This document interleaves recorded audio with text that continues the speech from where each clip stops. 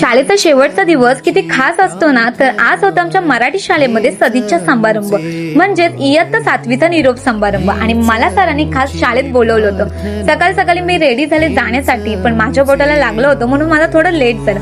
मी शाळेत पोहोचले तेव्हा ऑलरेडी कार्यक्रमाची सुरुवात झाली होती.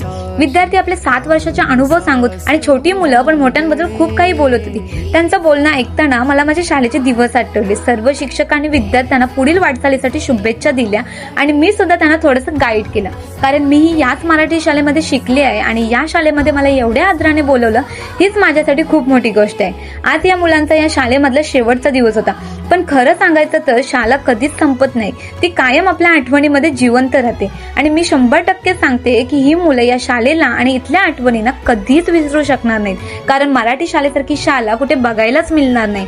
या आठवणी त्यांच्यासोबत कायम राहणार आहेत. तुम्ही मराठी शाळेमध्ये शिकलात का आणि तुम्हालाही तुमच्या शाळेची आठवण येते का? कमेंटमध्ये नक्की सांगा.